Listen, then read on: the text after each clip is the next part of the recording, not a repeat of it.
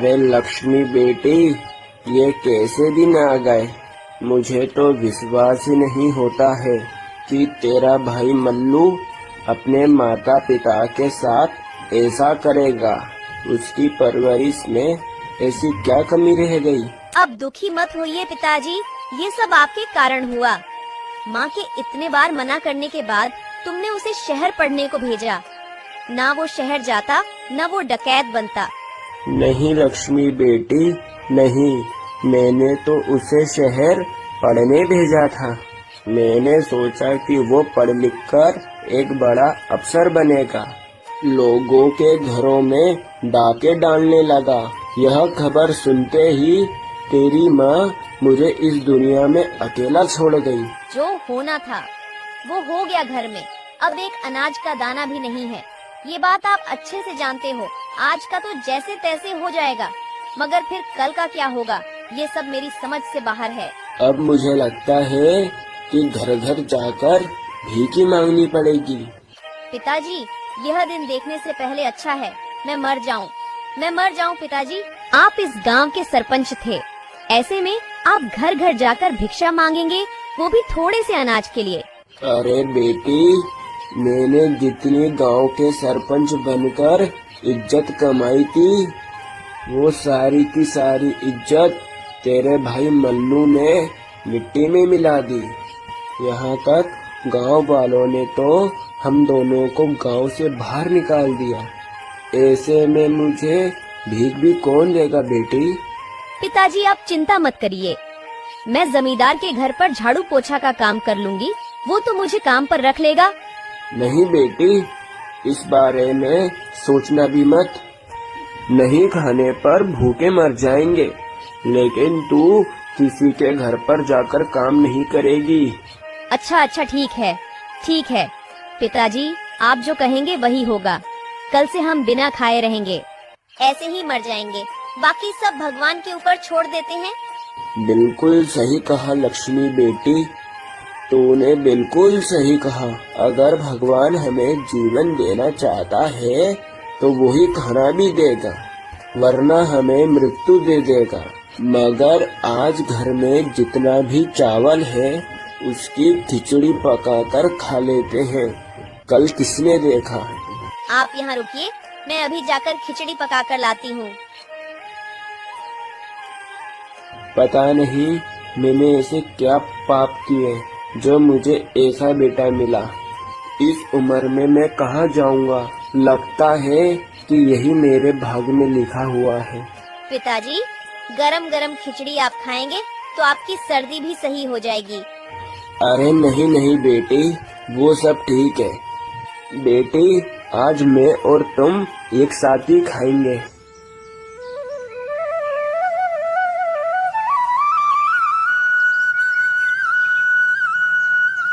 अरे बराई मुखिया, आज सुबह सुबह मेरे महल में इतनी जल्दी आ गए और अभी थोड़ी देर पहले ये गांव वालों की भीड़ क्यों जमा हो गई थी।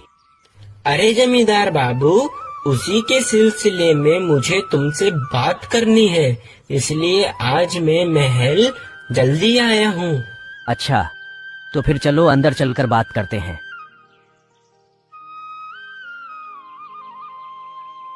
अरे बराई मुखिया, क्या बात है जो तुम कहने इतनी जल्दी राज दरबार में सुबह सुबह आए हो। ऐसी क्या समस्या है। अरे जमींदार बाबू, अभी अभी गांव वाले एक समस्या लेकर आए थे। वो सभी गांव निवासी कह रहे थे कि इस गांव के मोड़ पर जो एक अनार का पेड़ है, उस अनार के पेड़ पर एक भूत ने अपना घर बना लिया।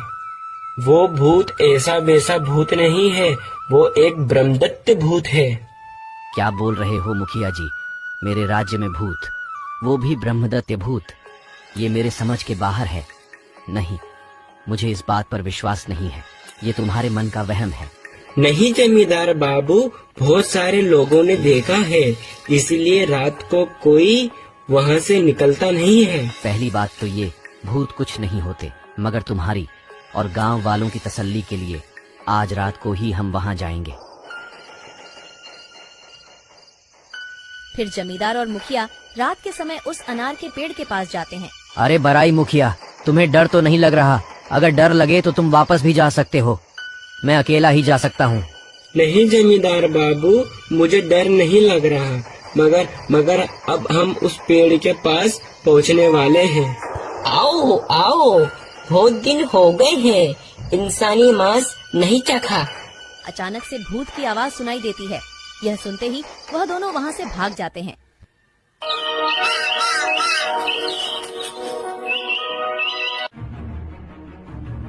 अरे बाप रे, हम दोनों बाल बाल बचे। मैंने ये कभी नहीं सोचा था कि मेरे राज्य में भूत भी डेरा जमाएंगे। बराई मुखिया जी, हमें जल्दी से जल्दी भूत का कुछ ना कुछ तो करना ही होगा, वरना ये भूत तो गांव निवासियों को हानि पहुंचा सकते हैं। अरे जमींदार बाबू, बाहर एक ब्राह्मण भिक्षा मांगने के लिए आया है। तुम उस ब्राह्मण को अंदर बुलाओ। ठीक है, मैं बुलाती हूँ। आज एक और आधा दिन हो गया है बिगर खाए। अगर आज कोई अपन दोनों की खबर लेता तो उसे बिल्कुल पता चल जाता कि ये दोनों भूखे हैं। पिताजी, मुझे तो नहीं लग रहा कि कोई हमारी खबर लेने यहाँ तक आएगा। अरे बेटी, हमें यहाँ देखने कौन आएगा? अगर इन गांव वालों के दिल में जरा सी भी दया होती तो हमें गांव से बाहर नहीं निकालते। अरे मक्सी ब्राह्मण, तुम्हारे जैसे पंडित होने के बाद भी हमारे गांव में भूत ने डेरा जमा रखा है। तुम कैसे पंडित हो? जमींदार की बात सुनकर बाबा कहते हैं, अरे जमींदार बाबू, भूत भगाने के तो अनेक उपाय हैं, मगर कोई है जो उन उपायों को कर सकता है। ये लाल कपड़ा, अगर कोई इस लाल कपड़े को वो अनार के पेड़ से बांध देता है तो भूत वहाँ से भाग जाएंगे। मगर कौन है वो जो अपनी जान पर खेलकर अनार के पेड़ पर ये लाल कपड़ा बांध सकता है? इस बारे में हम कुछ नहीं जानते। हमारे राज्य में कोई न कोई तो ऐसा होगा जो अधिक तंगी और गरीबी से परेशान होगा। वो इस काम के लिए तैयार हो सकता है। हम उसे 10 बीघा जमीन और कुछ सोने की मोहरें देंगे। ये खबर पूरे गांव में फैला दो। सुनो सुनो सुनो, हमारे जमींदार बाबू भानु प्रताप जी ने घोषणा की है, जो कोई भी व्यक्ति रात के 3 बजे गांव के मोड़ पर अनार के पेड़ पर एक लाल कपड़ा बांधना है, जो कोई भी इस काम को करेगा उसे जमींदार बाबू 10 बीघा जमीन और कुछ सोने की मोहरें देंगे।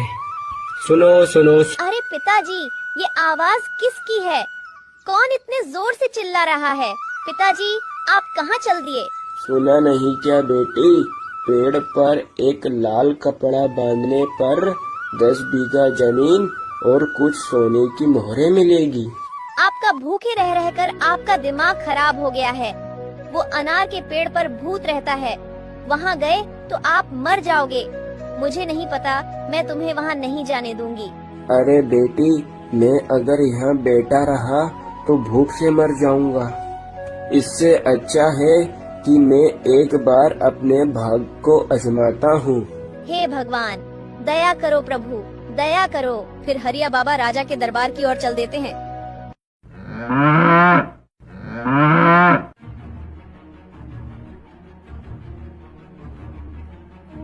जमींदार, मैं वो पेड़ पर लाल कपड़ा बांधने के लिए तैयार हूँ।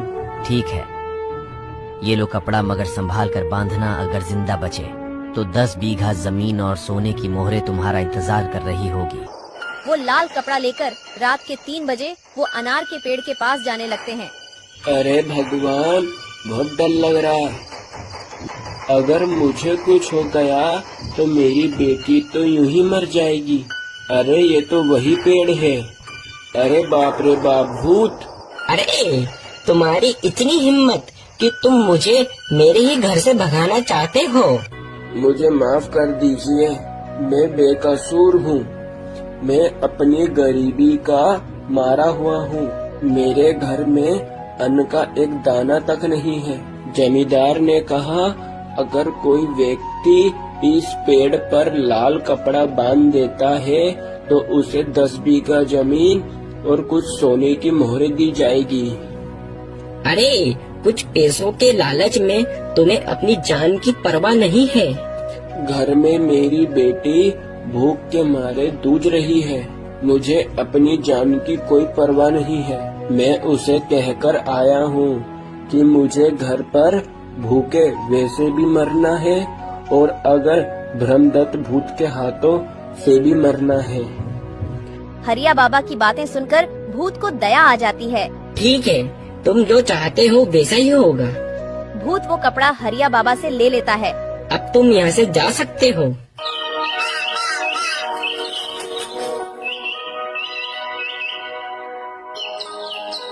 अरे, जो पूरे गांव में कोई नहीं कर पाया वो एक बूढ़े बाबा ने कर दिखाया। तुम उसे अभी भी राज दरबार में बुलाओ। हरिया को जमींदार ने अपने महल पर बुलाया। ये लो तुम्हारा पुरस्कार, 10 बीघा जमीन और सोने की मोहरें। हमने 10 बीघा जमीन तुम्हारे नाम कर दी है। अब तुम जाकर उस खेत पर खेती कर सकते हो। आपका बहुत बहुत शुक्रिया जमींदार। हरिया खुशी खुशी अपने घर की ओर जाता है।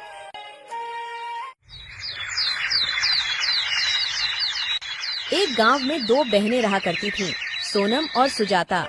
सोनम के कम पढ़े लिखे होने के कारण सोनम का विवाह एक गरीब परिवार में हुआ। वहीं सुजाता की सुंदरता पर रीझकर एक अमीर व्यक्ति ने उससे विवाह किया। अपनी सुंदरता का घमंड तो सुजाता को पहले ही से था। विवाह के बाद उसे दौलत का भी घमंड हो गया। दोनों बहनें आसपास ही रहा करती थीं। जब भी मौका मिलता सुजाता सोनम को उसकी गरीबी के कारण नीचा दिखाने की कोशिश करती।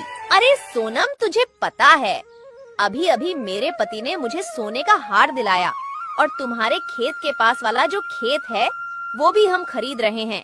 तुमने तो शादी के बाद कुछ भी नहीं खरीदा होगा, मगर कर भी क्या सकते हैं। तुम्हारे पति के तो खाने के ठिकाने नहीं है, वो तुम्हें क्या खरीद कर देगा। सोनम को बुरा तो लगता, किंतु वह मन महसूस कर रह जाती। सोनम के दिन बड़ी तंगहाली में गुजर रहे थे।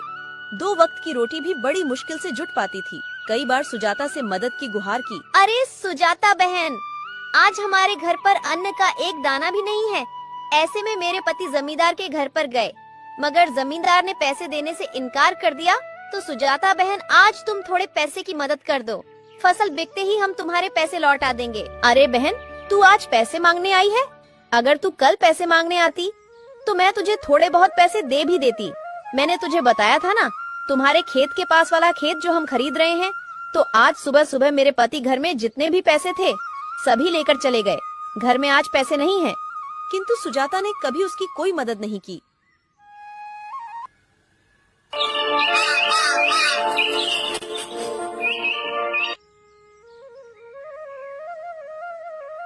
एक दिन सोनम ने सोचा, सुजाता ने भी पैसे देने से इनकार कर दिया। अब मैं क्या करूं? एक काम करती हूं, मैं मेरे बड़े भैया के घर जाकर उनसे पैसे मांगती हूं। वो मुझे पैसे देने से मना नहीं करेंगे।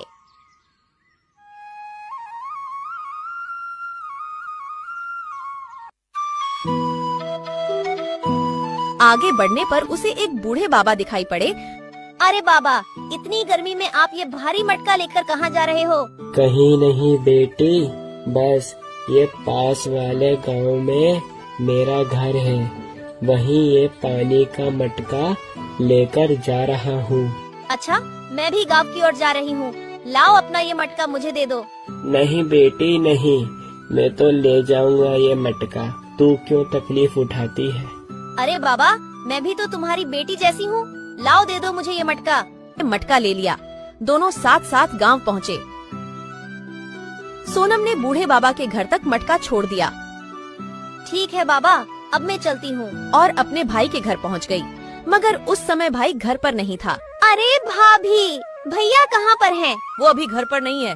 अरे मुझे भैया से जरूरी काम था। क्या काम है? मुझसे कहो। अरे भाभी, मैं क्या बताऊँ, अभी हमारे घर के हालात बहुत खराब हैं।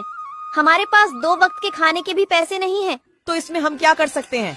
हमारे पास कोई पैसों का पेड़ है जिसमें से पैसे तोड़कर तुम्हें हम दे दें। हमारे पास अभी पैसे नहीं हैं। ठीक है, पैसे मांगने के अलावा कोई काम हो तो बताओ, वरना यहाँ से जाओ। ठीक है भाभी, मैं चलती हूँ। भाभी ने उसे घर से भगा दिया। दुखी होकर वह अपने गांव वापस लौटने लगी। अरे बेटी, इधर आओ।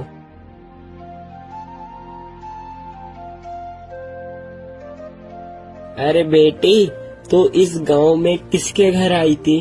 अरे बाबा, मैं वो अपने भैया के घर पर उनसे मदद मांगने आई। मगर सोनम ने अपनी पूरी कहानी बाबा को बताई। बेटी ले, तू इन तीनों घड़ों में से एक घड़ा ले ले। क्यों बाबा? अरे बेटी, तू इतनी दूर से पैदल चलकर आई है और पैदल ही चलकर तुझे जाना है।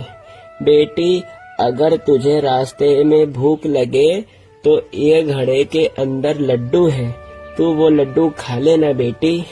नहीं बाबा, मुझे नहीं चाहिए। आपने मुझसे पूछा, वो ही बहुत है। अरे बेटी, ले लो, तू भी तो मेरी बेटी जैसी है। फिर बाबा के बार बार कहने से सोनम वो घड़ा बाबा से ले लेती है। बाबा, अब मैं चलती हूँ, वरना मुझे घर पहुँचते पहुँचते शाम हो जाएगी।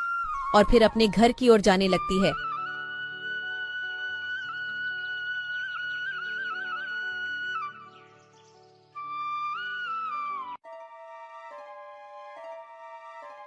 अरे सोनम, आज तुम अपने बड़े भैया के घर गई थी। तुम्हारे भैया ने अपनी कुछ मदद करी? मैं वहाँ गई थी, मगर भैया तो घर पर नहीं थे और भाभी ने तो मुझे घर से भगा दिया। अच्छा, इसका मतलब आज भी अपन दोनों को भूखा रहना पड़ेगा। नहीं, आज हमें भूखा नहीं रहना पड़ेगा। मतलब पैसे मिले क्या?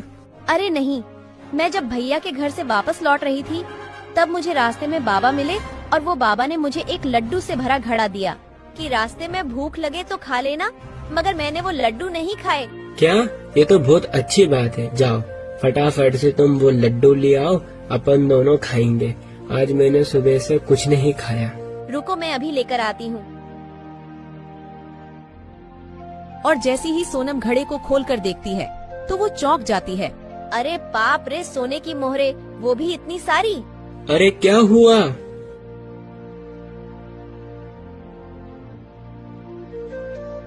अरे बाप रे बाप, इतनी सारी सोने की मोहरे। तुम्हें ये घड़ा किसने दिया?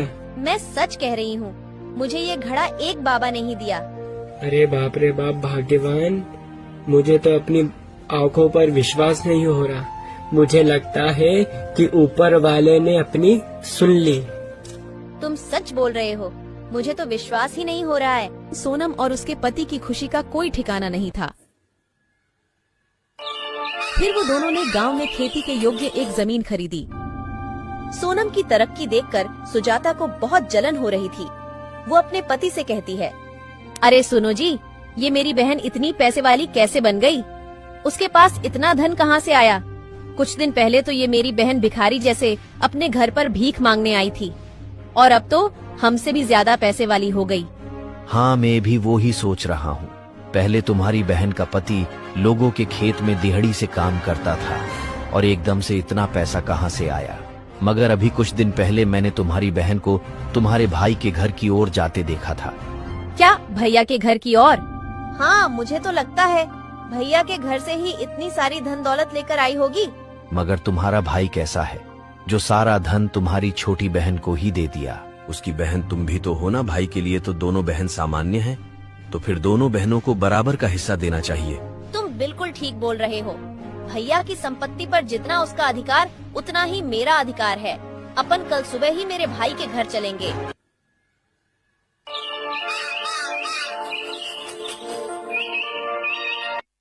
फिर वो दोनों सुबह सुबह अपने बड़े भैया के घर उनसे मिलने जाते हैं। उन्हें भी रास्ते पर वही बाबा दिखाई पड़ते हैं।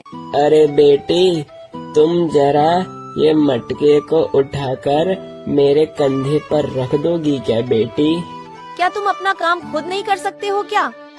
मैं बूढ़ा हो गया हूँ बेटी, मुझसे ज्यादा वजन नहीं उठता, तो कृपया करके बेटी बस तुम ये मटके को मेरे कंधे पर रख दो बेटी।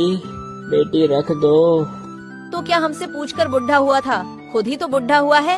अरे भाग्यवान, तुम भी कहाँ इस बुढ़े की बातों में आ रही हो?